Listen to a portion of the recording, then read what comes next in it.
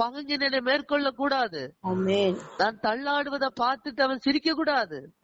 நான் பலவீனமா இருக்கிறத பார்த்து அவன் கை கொட்ட கூடாது. நான் சோர்ந்து போயிருந்தேன், ஆனால் அவன் சிரிப்பான். சத்ரு இகழக்கூடாது. அவன் மேற்கொண்டேன் என்று ஒருபோதும் அவன் கொந்தளிக்க கூடாது என்று அவன் ஜெபிக்கிறார் பாருங்க. அவன் என்னை மேற்கொண்டேன் என்று ஒருபோதும் சொல்லக்கூடாது ஆண்டவரே என்று ஜெபிக்கிறான்.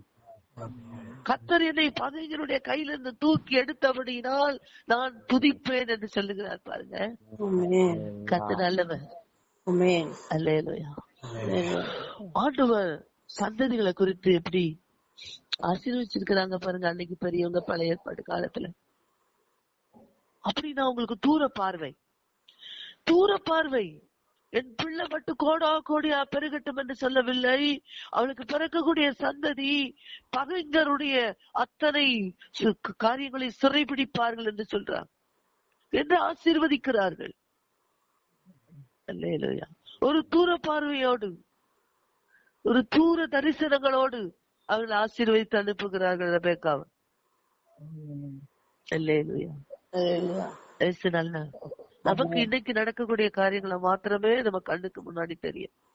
இந்த இப்போ நடக்கிற சூழ்நிலை மாற்றம் தான் நமக்கு இது இப்படி இருந்தா நல்லா இருக்குமே, அது அப்படி இருந்தா நல்லா இருக்குமே, அது அந்த மாதிரி வந்தா நல்லா இருக்குமே, இது இப்படி பண்ணிடலாமே அப்படின்னு தெரியும்.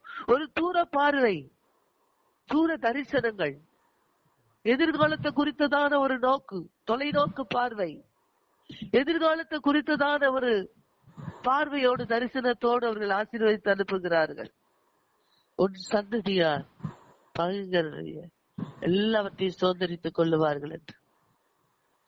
அன்பானவர்களே, நீங்களும் நானும் இன்னைக்கு இந்த வார்த்தைகளை நாம் கேட்ட பிற்பாடு, வாசித்த பின்பு நாம் இனி எப்படியாய் ஜெபிக்க வேண்டும், எப்படியாய் நம்ம சந்ததிகளை ஆசீர்வதிக்க வேண்டும் என்று கற்றுக்கொள்ள வேண்டும். நம்ம சந்ததியாரை குறித்து ஒரு தூர பார்வை எனக்கு வேண்டும் என்று ஆண்டவரிடத்துல கேட்டு ஜெபித்துக் பெற்றுக்கொள்ள வேண்டும்.